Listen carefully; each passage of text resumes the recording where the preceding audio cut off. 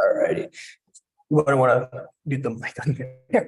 All right. Hello, everybody. Welcome back to the Wealth Management Advisory.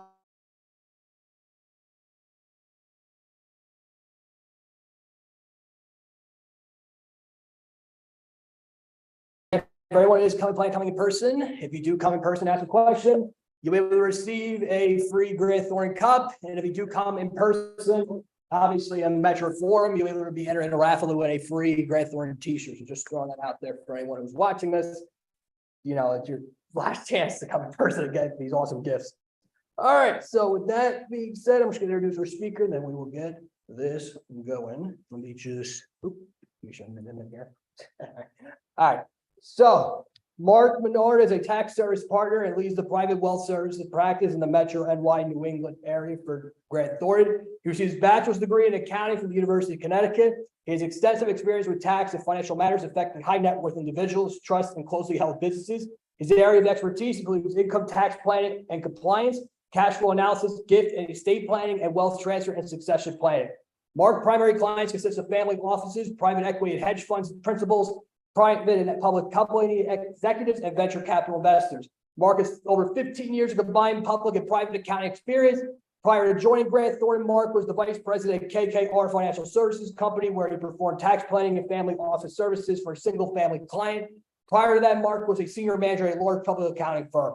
Fun fact, Mark is a member of the AICPA and is also a CPA as well. So again, guys, please ask a lot of questions. Again, if you are on the Metro campus in person and forum, if you have a question, just please let me know. I'll write your name down, give you the cup.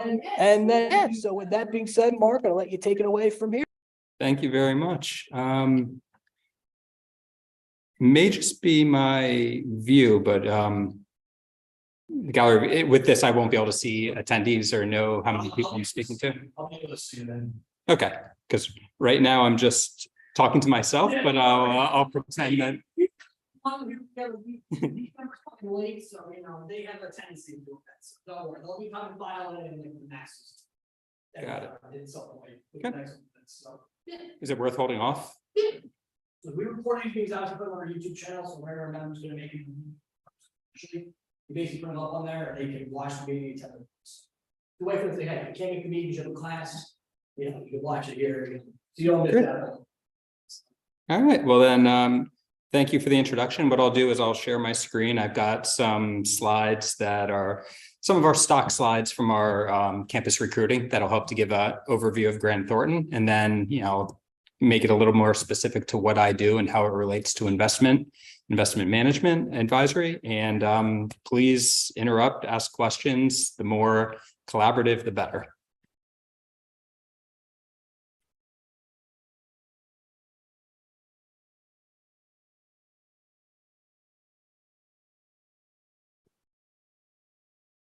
Right.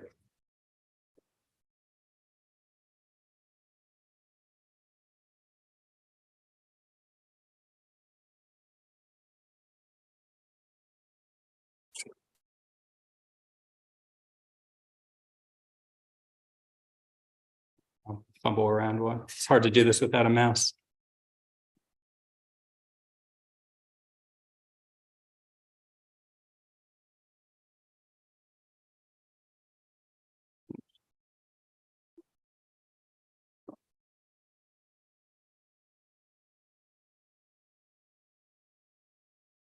All right. So start with an overview of Grant Thornton. Grant Thornton, it's tax audit advisory firm.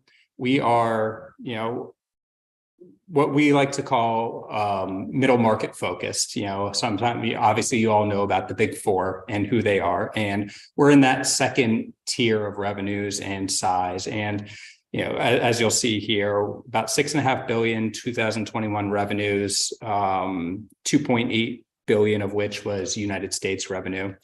And we serve the middle market, which is our primary target is companies with revenues of about 100 million to 2 billion annual revenue. So very big companies, typically privately owned, which as we get into the presentation is really good for me because it allows me to work with a lot of these companies. We still do work with SEC companies. We just don't have the capacity to do the audit for a Coca-Cola or a Ford Motor. So that's where our business model differs from some of the big four. And, while we're smaller in revenue, it's a slightly different business, which, we're happy playing in this space. So as you see here, we do have global presence, and we are one united global Grant Thornton. Sometimes you see in the mid-market firms where there are alliances and referral networks within a firm. But Grant Thornton United States, Grant Thornton UK, we are truly one firm that interact and have the same branding, same values, same mission statements. So it's a very, very large organization. What do we do? Audit, tax advisory. Audit's pretty straightforward. As I mentioned, we really focus on that middle market. So a lot of these are privately held companies, and we do some public audits. I don't know the exact breakdown between the two, but it's heavily favored towards those privately held. Tax, that's the space I work in. Specifically, I work in private wealth tax. But within tax, there are endless subsets. There's business tax, state and local, international. So very, very general category tax and a lot underneath it. And then advisory is another really broad concept. Our advisory ranges from compliance, going in and helping with internal audit functions, outsource CFO functions, whether it be data security. Advisory is a very fast growing, as it is at most firms right now. It's a very dynamic space that people work in, and a lot of different competencies underneath advisory. So being a CPA firm, generally for audit and tax, the path to partner principal is generally CPA, sometimes JD. Advisory is a little bit more broad, and depending on the specialty, you don't necessarily have to be an accounting major to find a fit advisory. This is, the slides I'm stealing here are a lot of it from our campus recruiting. So I will hit very briefly on our core values because it is important. And I think we do see it, and we do see responsiveness to our values. And I think the number one way to judge that is on our attrition, and which is incredibly low, especially recently. The pandemic was funny for everyone, with a lot of job hopping and people doing some soul searching on what they want to do with their lives. But for the last year and a half, it's been incredible to see how static it is, which, from someone who's a leader of the firm, it's great from a business continuity, but even better, it shows that our people are happy. So great firm. And, if anyone has any questions about the firm or opportunities at the firm, that's a separate conversation from here, but one I'd love to have with anyone who's interested.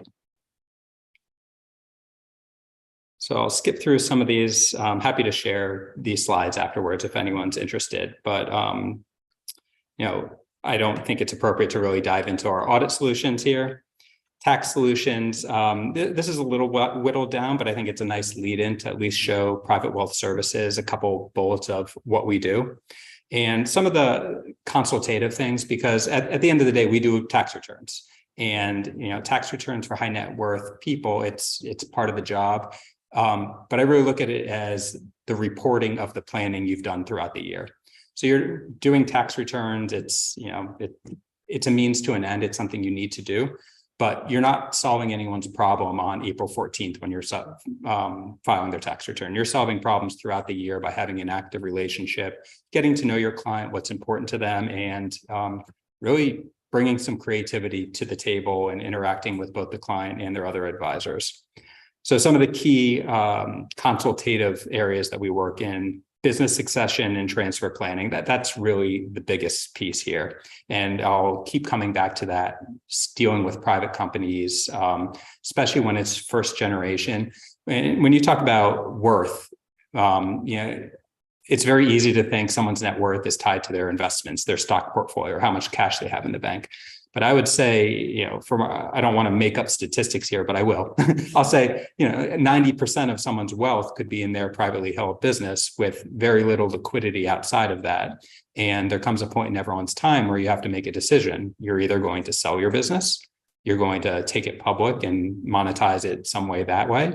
You're going to, give it to the employees, or you're going to give it to your heirs. And every one of those has significant tax consequences. And the last thing we want to see clients do is simply dive with $100 million company and pay estate tax and potentially have to sell the business because they didn't do proper planning. So that first point is something that's just very important and something that I'll come back to and touch on later. Income, trust, estate consulting, and compliance. Similarly, but same principle. There's two types of taxes we worry about. We worry about income tax, so that's something that you can kind of manage from year to year to some extent. But then there's the estate tax, which everybody has your lifetime exemption. Right now, it's just about $13 million. So you can die with $13 million of assets. Any dollar above that, the IRS is going to take 40%, and some states also take a cut. So when you think about $100 million estate, you get that $13 million haircut, but you're still left with $87 million that, do the math correctly, $87 million that 40% of that is going to the government if you do nothing else. So throughout someone's life, there's a lot of touch points and key points of time where you really need to review your estate plan. And that's part of our job, is to identify, by reviewing someone's personal balance sheet, significant life and business events, and do some modeling and let them know this is what happens now if you do nothing. Here are some creative solutions that you can take. Family office services, as you get up into that, I think the general standard is that anyone with net worth over $500 million is when you start seeing that single family office. And those family offices, they really operate as their own little fund and company. And there's a lot of back office type work that they just aren't equipped to do, or they don't want to hire their own staff. So that's where a firm like ours can come in and really take a lot of the whether it be, like I said, back office type, doing their compliance, tax return work, or even helping with that structuring of setting it up from the beginning. Because a lot of times people will want to bring in a key investment person who's going to be actually managing the money for the people. But there's a lot of other things that a family office needs to do that can be very costly if you don't do it correctly. So that's where we can come in to make sure that the family is taken care of. And then wealth preservation. I think this one is a pretty broad statement, but it touches on everything. And our role in wealth preservation is, when you boil it down, it's pretty simple. It's making sure that you're doing everything within the boundaries of the law to make sure that you're not overpaying tax and putting your family's legacy at jeopardy. And the specialty tax services, some of these just, for education purposes that you don't normally think about when you think of it's either business tax or personal tax. Human capital services, that's a very interesting practice in our tax group. That is helping companies when they have employees shifting throughout the world and moving from one jurisdiction to another, avoiding double taxation in different countries, making sure that payroll is done correctly. So that's if you're interested in really dealing globally and getting to know people all over Asia and Europe, that's a very interesting practice. Mergers and acquisition, that's something that for the last 2 years has been incredibly hot, cooling off a little bit now with the economy, but with every transaction, buying and selling a business, there is a lot of tax implications. And our role in that is to help make it as efficient either from the buyer's perspective or the seller's perspective. Then not-for-profit tax services, doing the work for an organization like Fairleigh Dickinson. We do a lot of universities, medical, not-for-profits, doing their consulting and tax advising. And then again, advisory. I am happy to share this slide after. This is a very busy slide showing all the many things that you can do under the advisory umbrella. And there is overlap with all of that. You know, I will consult with advisory if a family office needs help implementing a GL system. So there's a lot of cross between Grant Thornton solutions, and there's also a lot of cross between, now as we get into wealth management, how I deal with other advisors to the families and individuals I work with. So I deal very heavily with attorneys. It'll be trust and estate attorneys. It'll be business attorneys. Because at the end of the day, Grant Thornton is a CPA firm, which allows us the ability to give tax and audit opinions. You'll often see investment advisors are very clear that I am not giving tax advice. I am telling you some general thoughts on why this may be advantageous. But there's always a lot of disclaimers. We'll be the ones to make the tax decisions and opinions, and vice versa. I can speak with a client and say, you know, it really makes sense for you to be in muni bonds right now, or stocks, or this, that. However, I am not an investment advisor. You know, I disclaim. And then from an attorney standpoint, an attorney oftentimes aren't going to do the tax modeling for a plan, but they're the ones that will write the trust documents and sign everything together. So no matter what path you go down in wealth management, whether it be as an investment advisor, a tax advisor, a lawyer, the important thing is that nobody does it on their own. There are some small boutiques where they may have one-stop shopping, but really the best relationships and most successful engagements I've been a part of is when you have really good input from all the different areas and the family. Because at the end of the day, you know, what the family wants to accomplish drives a lot.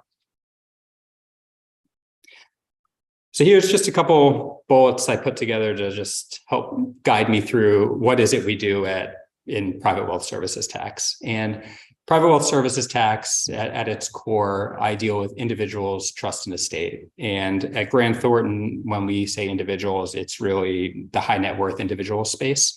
We don't really consider ourselves a high volume tax compliance. We would rather have bigger, more sophisticated clients that have the complex issues that really warrant our expertise. So what do? We do tax structuring for business ownership and succession. I mentioned that earlier. That's really a core competency, and what really gets us our foot in the door to meet a lot of these clients is maybe we did an audit for their company, or we did the tax for the business. And it's a point in contact for us to say, how can we help you take this a step further and make sure that holistically you're optimizing your taxes? There's also after-tax optimization of investment returns. And I think that's kind of your most classic, what you think of. Am I harvesting losses at the end of the year to make sure that I'm not paying too much capital gains tax? Am I invested in a different state's municipal bonds for some reason where now I'm paying tax in my state when I don't need to? You know, how am I holding this investment? Should I create a partnership with a couple of friends, or, you know, me as husband and wife? What are the implications? Because every one of these decisions, when you're setting an investment up, has big implications down the road. And some things are very easy to fix and unwind. Some things are very hard to fix and unwind. If you said today, my friend and I are going to set up an LLC and set it up as a corporation, and we're going to do investments. That might work great today, but in 2 years, when you try to change that and you say, I want to take money out of this business, you might have a world of problems that you didn't think about when you were setting it up. So all these decisions and touch point, it's our job to really get in on the ground floor, make sure we're having conversations and advising for the long term. And then building a family legacy and governance. The family legacy is really, whether it be keeping the money, maybe you're charitable and you want to start a private foundation. Maybe you want to be charitable at your ultimate demise, but during your life, you want to live as lavishly as you want. There are ways to direct things at death that are tax efficient. And governance, this is often a legal aspect of it, but it involves us as well as, you know, I want to live as much to my children as possible, but I don't want my children to be complacent. So how can I put safeguards in place? Is that a trust? Who do I choose as trustee to administer this? How do I want my children to live their life? And how do I want to maintain control from the grave is sometimes the thought process here. So And, I left out, it's again, it's not the glorious thing, especially thinking about it on April 20th, when we just got through a filing season. But yes, their tax compliance is certainly part of it. And I don't want to diminish any value we add when we do tax returns, but I'm a firm believer that if you do the right planning, a tax return is simply reporting your income for the year and your deductions. If you've created those opportunities correctly, then the tax return is really just, checking a box.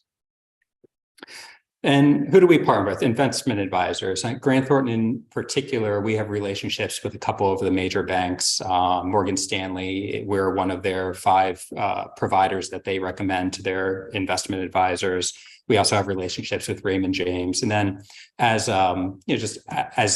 I've gone through my career, I've made relationships with a lot of bankers that you really a lot of times meet them through your clients, and you keep an open mind. And sometimes the biggest name bank doesn't necessarily mean the best advisor, and vice versa.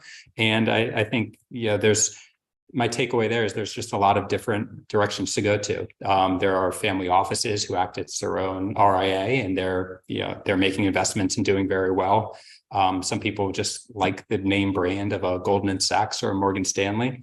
But I'd say they all have their different models, different pluses and minuses, but I've encountered great advisors at all of them. And, having that relationship with an advisor who knows you, that can shoot you an email and say, hey, just crossing T's, dotting I's before I put my client in this investment, do you see any issues? They're not going to do that for every stock they pick, but with alternative investments that may have a, what we call phantom income and opportunities, cash flow difficulties, it's important to have that communication. Attorneys, trust and estate, business attorneys, that's really where you kind of get your foot in the door when the deal is going to happen, because an attorney is usually the first person contacted when someone's getting ready to sell their business. They want to keep it kind of close to their chest. They want to keep it confidential. Once the attorneys are involved, having those relationships where they know to call Grant Thornton because we can, help. They know we're competent and we can do a good job. That's a great source of connection for us. And then the closely held businesses. Don't need to harp into that again. So who are our clients? And typically we deal with the high net worth individuals, and there's all different kinds of definitions. I think you can read articles that say high net worth means you have $2 million liquid asset, and that's great. And then maybe what I have here is ultra high net worth. But the key differentiator here is that 26 million, because 26 million, that's 2 of those lifetime exclusions that I mentioned. So a husband and wife can pass away, and if they have 26 million or less right now, they don't really have estate issues. They don't even have to file an estate tax return. Their money can pass to their heirs. Their heirs get a basis step up, and everyone kind of goes on, and that everyone's happy. Well, as happy as you can be. One thing to note, in 2026, this number gets cut in half. So that's a big opportunity for us in the tax world to do a lot more planning for our clients. But the key thing with that number is that tells me that, that number could be someone has $50 in their checking account and a business worth $50 million. And if that's the case, there's a lot of planning that needs to be done, because what happens there? Somebody dies with $50 million. There's a big estate tax bill. There's no cash to pay that. And you either have to solve that with life insurance, or you have to sell that business. And then you've got a family that's generally not happy. So having those high net worth, high problem clients is really where we get to dig our hands in and make it a meaningful relationship for both times. Owners of closely held business for all those same reasons. Family offices, I think that's something that probably in the past decade and is even more common, is just the opening of family offices, and also third parties who act as multifamily offices. So it's becoming more and more common for people to have their own teams that are handling a lot of their day-to-day. And every family office is very different. I worked at a family office for a multi-billion-dollar family that had a very robust infrastructure and basically unlimited resources. So it was operating almost like its own consulting firm within a building. In my role at Grant Thornton, I deal with some family offices where it's a really, really great investment manager, but someone who will openly say, I'm just here to make money. I don't know anything about tax. I don't know anything about financial statements for bank covenants. Can you help us with that? So unlimited ways that you can help a family office. And then just being the location we're at, hedge fund and private equity principles is really what makes up the rest of our business. So I probably out of this audience have the least experience in when we talk about investment for stocks and bonds. That's something that I don't claim to be an expert in. I personally invest in mutual funds and keep it quite simple. Where I see a lot more is in the private equity hedge fund investment space. And again, it's not saying that I source deals, but just an understanding of the goals, the strategies, and most importantly for me, the tax implications.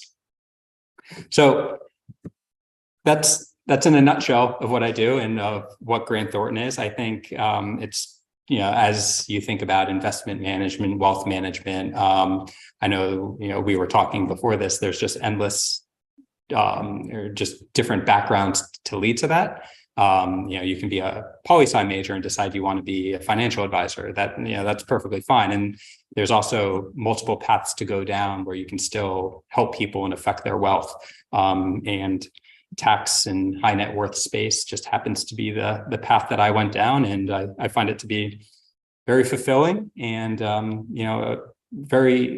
people are very appreciative and like dealing with you, and when you can simplify something that's very complicated and also shows some really bottom line savings, you always get a good response.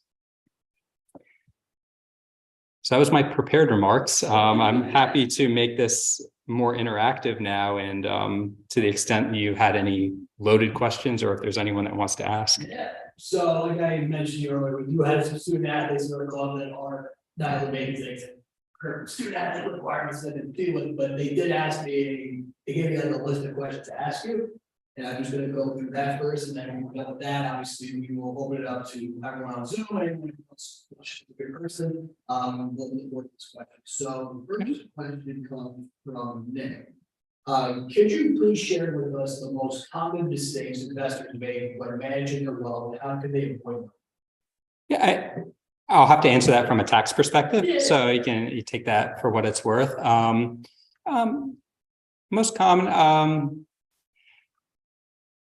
I would say for the general population, it would be making a rash decision before finding out the tax consequences, especially when you get into non-traditional investments, because what your gut tells you is often very different than what the reality is. For example, I don't like being in this hedge fund anymore. I'm going to redeem out of it.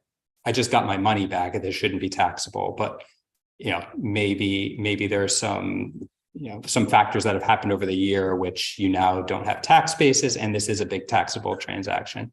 I think, not consulting the right people is before making a decision. And then the entity selection. I think a lot of people will jump and say, I'm going to create an LLC. I'm going to make it an S Corp because I heard S Corps are really great. And not realizing that, wait a minute, if I have an S Corp, I need to treat everyone the same, and I can't have a one partner who's getting better treatment than another. So just making sure that what road you want to follow, or where you want, to follow the right road to get to the destination that you truly want to be, and not make rash decisions. So next question comes from Vincent. In the current global economic climate, what are some key factors to consider when diversifying an investment portfolio? I can say what I see now. I see a lot of clients moving to treasuries. I think a lot of people are being very defensive. And I think, the clients who I think are the most successful over time from a sheer investment perspective, not necessarily, business growth or, hitting home runs, are the ones that just have kind of stayed the course. I see a lot of people selling shares of stock that they've held for 20 years at ridiculously high gains, and you double check, you say, wait, how could they have bought shares of the, Coca-Cola for $7? And you look, they held it for a long time. There's something to be said for buy and hold, and being patient. Yeah. So the next question comes from Caitlin. How have the recent changes in tax laws and regulations impacted wealth management strategies, and what should investors be mindful of in the next couple of years? So I do know, coming from me, where I've actually inserted tax verification and with like the tax law is always changing. I'm actually currently taking a test right now. I'm funny enough. The professor who actually adjunct worked it with them. So I was like, I was like, wow, pretty coincidence that would happen. But if you could talk about that.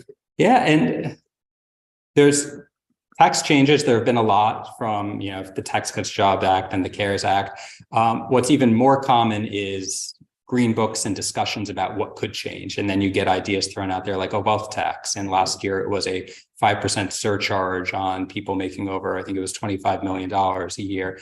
So there's always panic driven by, headlines, especially in the Twitter world, where someone will tweet out, we need a wealth tax for everyone over this. And tomorrow, and everyone starts calling, what do I need to do to be defensive? But to actually answer what has happened recently, I mean, there were changes with Trump's tax law changes that significantly impacted people. That was with the ability to deduct state and local taxes, getting less of a mortgage limitation.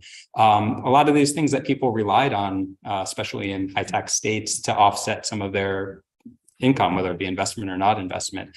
So there's some workarounds that have been developed over the last few years to get around some of these rule changes to the extent you can. The government often likes to challenge different trust structures that are commonly used for people to move money out of their state to their children. So, and we've gone on a bit of a tangent. I don't want to miss the punchline of the question. Is it what am I seeing people do now because of tax changes? Is that the punch of it? I think,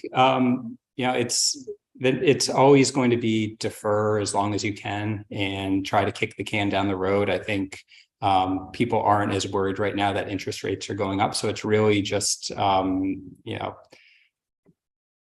trying not to be reactive to every little news snippet that comes out. Yeah.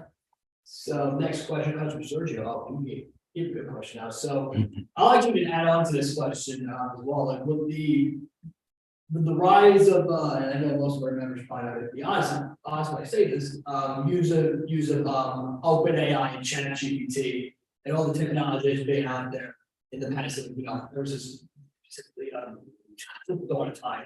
What role does technology play in modern wealth management? How has it transformed the way you advise clients? And even ally on my question to that, do you personally feel like AI will replace wealth managers, or do you feel like you still need a human interaction? Yeah, I think, it's a huge part. And as you can imagine, at every firm, whether it's accounting, it's the big buzzword in what are we doing? We invest a lot of money in our technology and try to simplify tasks and automate tasks. I think eventually tax law, investment logic and thesis is, something that sets up very well for machine learning. I think that's eventually it's going to have to be embraced. Otherwise, manual processes can't keep up. I would say in the tax world, right now there's a lot of antiquated processes, from banks reporting income, the IRS accepting income, consolidating it. There isn't as much uniformity as you would think, and common sense would tell you there should be. There are a lot of things that should be push button, and a tax return. All this information is coming from different banks, different payroll companies. There is a way to make it all flow automatically and remove the need for a tax preparer. Whether that'll happen in my lifetime, knowing how slow the industry has been, I don't know. But I will say, even in every year we make drastic improvements on how we're relying on technology.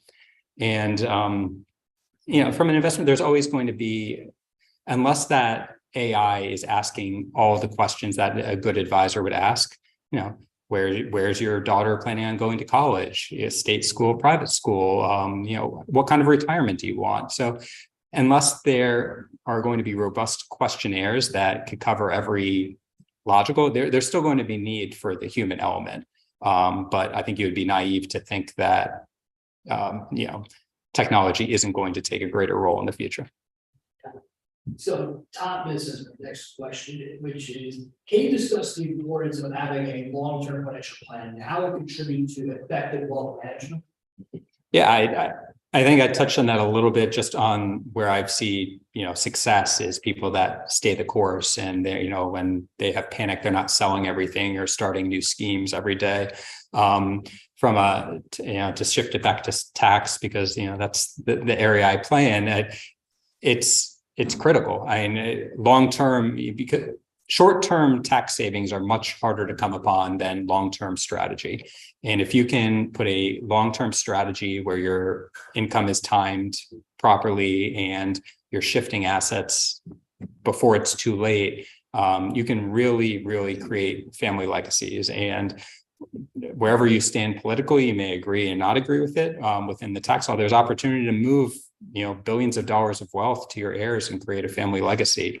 And until the rules change, people are going to be doing that. And you can't start those plans when you've already amassed the wealth. You need to think of it as you're amassing the wealth and over the course of your life. So it's never too early to start thinking about your wealth plan. So next question comes from Bailey. How do you approach risk management and investment proposal? What strategies do you recommend in mitigating potential loss, or even, I think, in everyone's best case to avoid it at all costs? Yeah, and again, I don't want to give this is a perfect example. This is when I would say I'm limited to tax advice. I think, there's nothing I'm going to say that wouldn't, come out of Finance 101 here, of just diversification and, not giving into the scheme of the day. But I wouldn't say from a risk, when I hear risk management, I think of an accounting risk management of how do we, make sure that people are playing within the rules and not trying to do anything that would be considered a tax avoidance scheme. Yeah. So next question comes from Kat. Oh, this was a pretty good question here. Could you share your thoughts on sustainable investing and how it aligns with wealth management goals, particularly for clients who prioritize the social or environmental impact? And if I you just add on to that, obviously, I think we asked this question a couple times this semester, and it hasn't been interesting responding to those questions, because I have been learning about ESG investing a little bit. It's kind of interesting, but do you feel do you feel like ESG investing will play a big role in wealth management? Or do you just feel like it's just a fad? It's just it's one asset, it's a fad, on to the next thing. Yeah, I wouldn't call it a fad. I would call it something that has really gained traction and brought in a lot of really, really good minds, people who have left your traditional institutions to form funds or investments that are more ESG focused. And I think that it's, as far as raising capital, it's very important to be focused on, because if you have there are a lot of investors, pension funds, and the big money that if it's important and it's a mandate that they need to give their money to ESG efforts. So I would not call it a fad in any way. I would say there are a lot of really good investments out there in ESG. But there's also a lot of really good investments outside of ESG. So again, this is a qualified statement. I wouldn't make investments solely upon that, but it's certainly a factor that people are looking at. Next question comes from Ricky. What are your insights on the role of alternative investments such as real estate, private equity, and cryptocurrency, and well-rounded wealth management? Funny enough, we asked one person last week, Edward Jones, jumped about it, and it's New York life, and they said, we would not deal with cryptocurrency. That's it. It's just way too risky.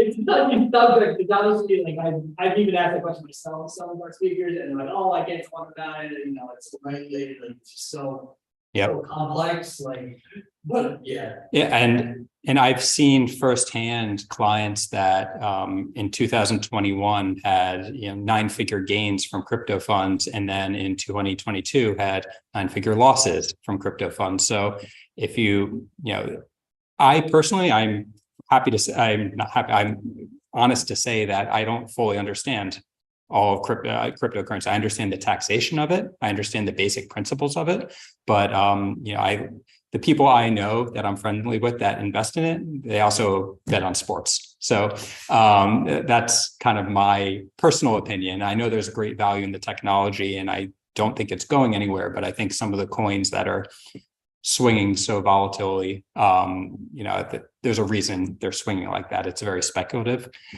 Alternative investment, private equity it's a monster. And I think as people get more affluent and they meet the minimum investment requirements for private equity funds, which is oftentimes, they'll require either $100,000 or $500,000 commitment into these funds.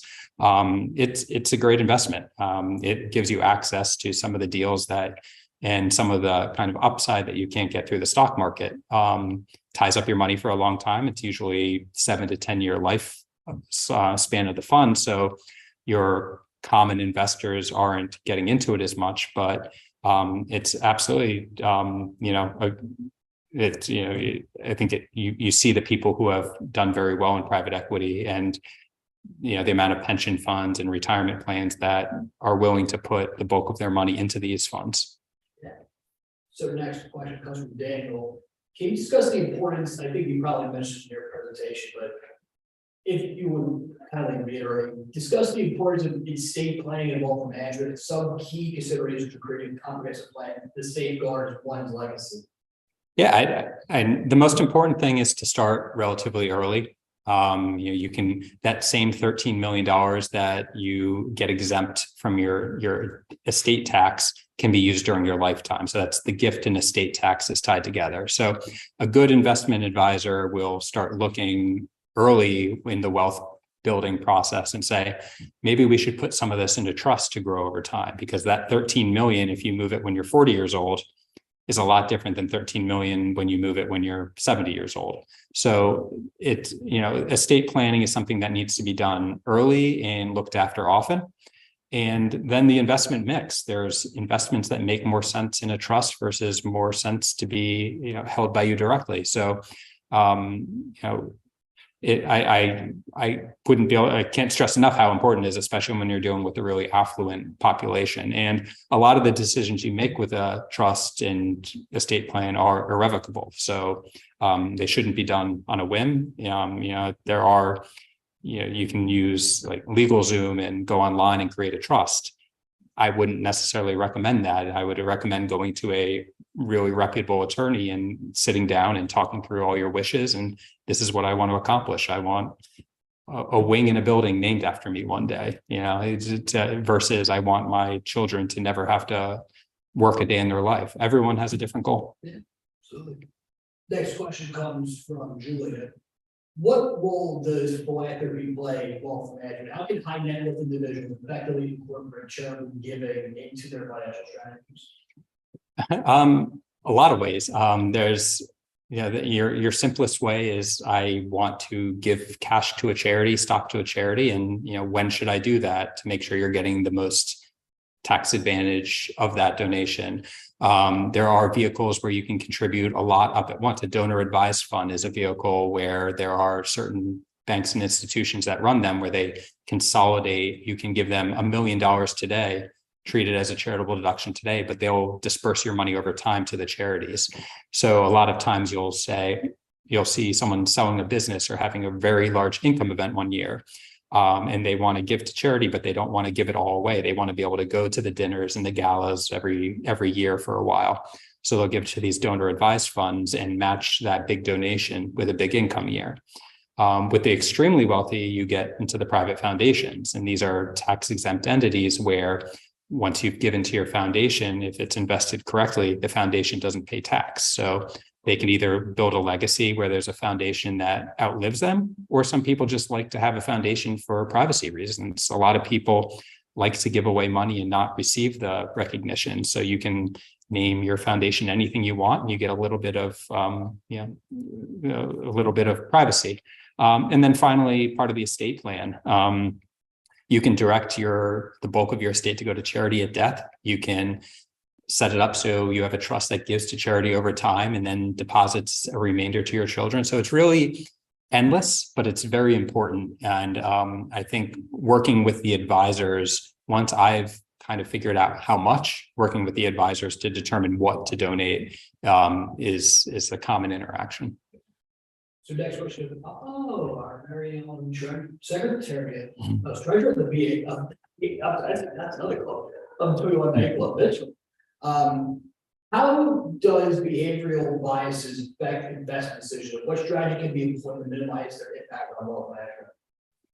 Yeah, and I think crypto is a kind of a current, a get rich quick mentality. So, again, this is one of those where I don't have much meaningful to add to the conversation, but I do think, if you get in love with a sector or the idea of getting rich quickly, I think if you look at a long enough term graph, there aren't many people who have timed the market many times or timed every fad and gotten into it. So I would say diverse and conservative investing is, what I would preach.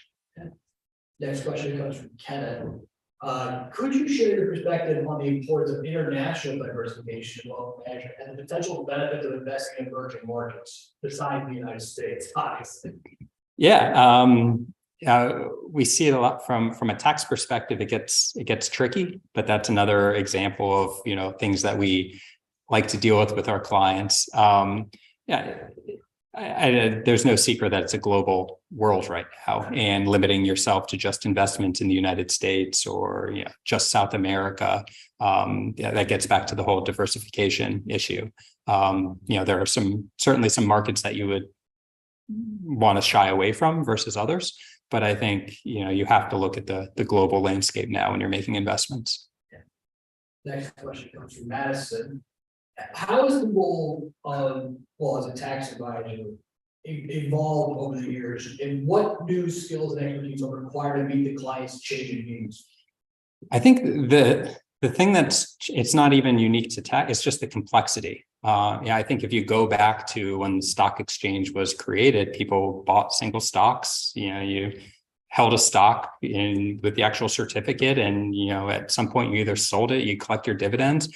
And then, all of these different alternatives and products come out, and it's just brand new products that you have to vet their viability. And that's, whether it's when private equity came out, and now you could pool money and buy companies and share in the upside of that. And cryptocurrency is a great thing. So it's just the amount of products, and, from a diligence perspective, asset-backed, loan-backed securities, who would have thought that a product that Goldman was putting together and marketing as a riskless product, when you peel the layers back, was actually a toxic investment? So I think now that people had that experience of 2008 and are a little bit more skeptical, there's a little more scrutiny on investments, but there's still just so many products coming out every year that you have to be mindful and keep up to date. Yeah.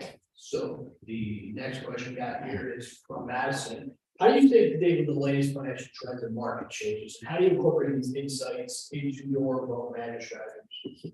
Yeah, I think this is kind of across all the different types of advisors. Is every firm, ours included, does a really good job of having people who are either on the hill or piped in, and it's their job to stay up to date and put out news flashes and highlights and hosts trainings, whether they be CPE or CLE for attorneys, but trainings to stay up to date. And it's as you build those relationships, like I get news blasts from Morgan Stanley and Raymond James, where they'll say their market insights every quarter. And likewise, we publish our tax blasts when something's either a rumor or something's going to happen. And for the things that actually matter to you, then you just have to read and do your research and make sure that you're reading reputable source material and not necessarily allowing yourself to go down the Twitter wormholes of things. Yeah, I think we got our next question we got from our Zoom audience. I think Joseph has a question. First, you want to give yourself an ask a question.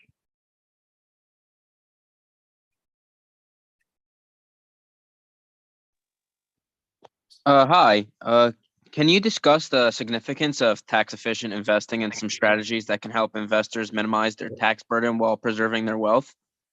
You were muted up until the last 5 or 6 words. If you don't mind starting that one again. Sure. Can you hear me now? Yep, you're good now. Do you mind discussing the significance of tax efficient investing in some strategies that can help investors minimize their tax burden while preserving their wealth? Yeah, absolutely. So I think, yeah, and a lot of it kind of depends on strategy and wealth level. I think, from your common investor, it's really market churn and making sure that you're not creating unnecessary taxable gains that are just a byproduct of maybe over trading or being able to time your gains with your losses. I think that's your most traditional kind of buy-in, that if your advisor is not doing that, there's something wrong. From an interest perspective, making sure that you're investing tax efficient. US treasuries right now are actually attractive again, given how high the interest rates are, and they're not taxable in your resident state or any state. So, that's an efficient way. Municipal bonds. And then once you start getting into some of the more, I guess, higher entry point investments like the private equities, and there's what's called master limited partnerships, where allow you to invest in a mega partnership that invests. Usually they're in oil and gas types investments, but there are ways through the partnership structure where you can treat your return of capital versus taxable. So the answer is, in short, that from your traditional stocks, bonds, as a investment advisor, I think the buy-in expectation is that you're educated and sophisticated enough to do the basic planning. And then as you get into more complex investing, real estate, that you're bringing in the right people and having those conversations, because it's very hard to unwind decisions, but it's relatively easy to plan ahead and make sure that you're owning things tax efficiently. Yeah. So Thank you. Sure. That's a good job. All right, our last question on this list here comes from JD. As the wealth management landscape continues to evolve, what challenges and opportunities do you see for both investors and professionals? Yeah, I think you really hit on it with the question about AI and technology. And I think there's, especially with the younger generations, there's an expectation especially when you're paying for a service that seems very well like it could be automated. Am I getting that value? So I think it's both my industry, wealth management, legal. It's going to be very important to really show creativity and your worth, because when you're talking about someone's money, I'm in the unfortunate position where I often have to tell someone to make a large payment to the IRS and then send them my bill. From an investment advisor perspective, in theory, you should be making them a lot of money and asking for a percentage of it. But being able to justify that and coming up with creative, helpful ideas is key. Yeah. Well, that's all the questions I got from from our student athletes. I thank you for writing these list of questions for us. So now I will ask if we have one more question. Let's the final question. We usually ask the question all our speakers. It's kind of like a two-parter. So the first one is basically, if you had to go back in time, your past, go back in college, what would be the one thing you tell yourself you want to do better? And the second part of that question is, I do in this club, we do a lot of like undergraduate members, like freshmen, sophomores, who haven't really decided if they're going to go down wealth management or accounting or tax. But what would be the one advice you want to give them if they're kind of leading toward maybe doing wealth management, maybe doing accounting and tax? What would be your advice? Yeah, I think the advice I give people the most is go have an open mind and figure it out. Because when I was in undergrad, I didn't know what I wanted to do. I went to University of Connecticut and I got into the School of Business knowing I wanted to do something in business. It wasn't until after my sophomore year that my advisor said, either accounting or finance, those will get you a job, kind of thing. And I went the accounting route, and out of college, before I even got into public accounting, I worked in the corporate world. I worked for Cigna Corporation doing SEC reporting. Did that very briefly before, or relatively briefly before learning it wasn't for me. So then I pivoted and I went and I joined a tax firm doing tax, and I found out this is something I really like.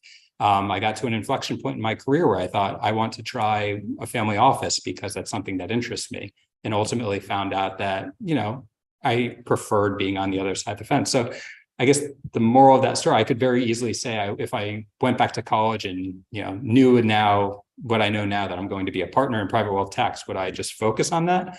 And I think the answer is no. I think the answer is try different things. If you have the opportunity to do multiple internships in completely different things, there are very few people that go to college knowing this is what I want to do. And all skills that I built along both college and my career are transferable. So, spending a year in audit and then going to tax, you're building a lot of skills in audit that are going to be useful in tax. Being a financial advisor and then saying, I want to be a lawyer, you're just building a broader foundation of skills that are going to help you in the long run. So that's really my advice is don't feel the need to figure everything out at once. Just, take on challenges and do things that aren't comfortable. Yeah. All right. Well, thank you so much for coming to speak to us today. We really appreciate all the great advice you gave us, all the best things you talked about. Again, members, please stay behind. A couple announcements to make, but yeah, that's it. Thank you so much. Thank you for all the questions. I appreciate it. It makes it a lot easier. All right. That's it.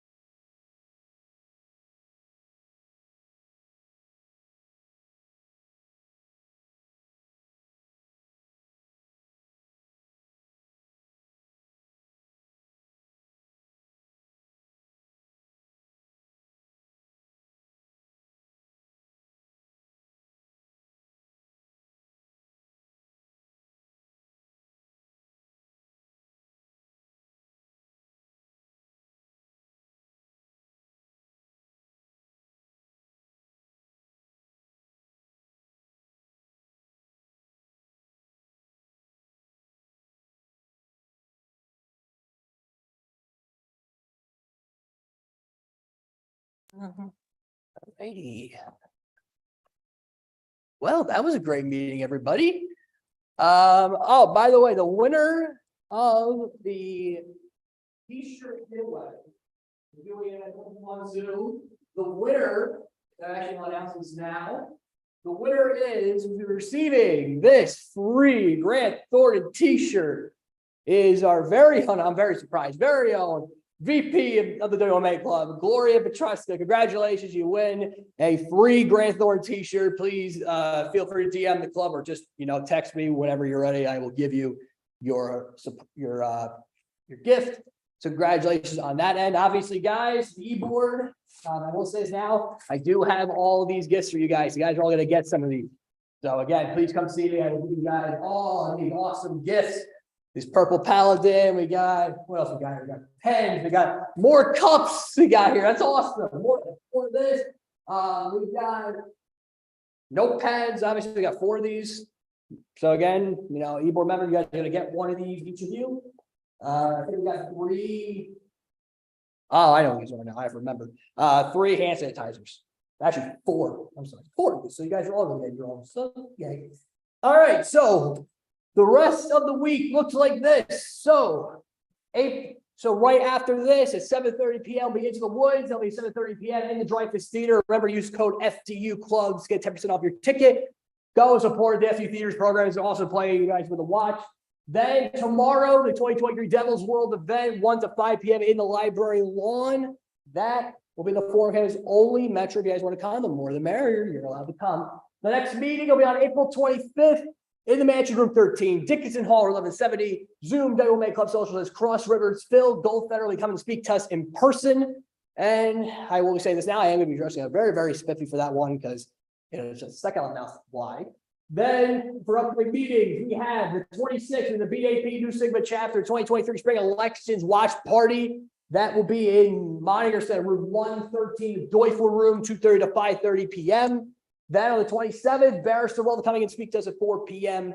in here, Dickinson Hall 1104, Zoom and Club Socials as well. Again, oh yeah, a TikTok subscription for our TikTok page coming very, very soon. So again, stay tuned for that.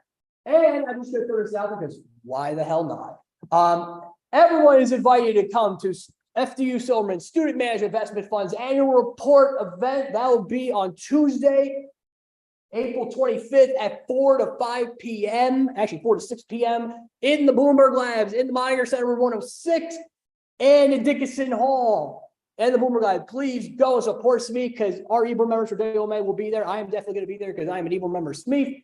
So again, you know, you're definitely going to see me there. And then also Margaret's update every Tuesday at 3 p.m. Major announcement coming soon. Yes, the next 2 weeks coming soon. Major announcement. And then make sure you download Suitable and download it to get PDP certified. Please do. But if that is all, if you guys got any questions, comments, concerns, please message us on social media. Please talk to one of our e-board members. Talk to me about it.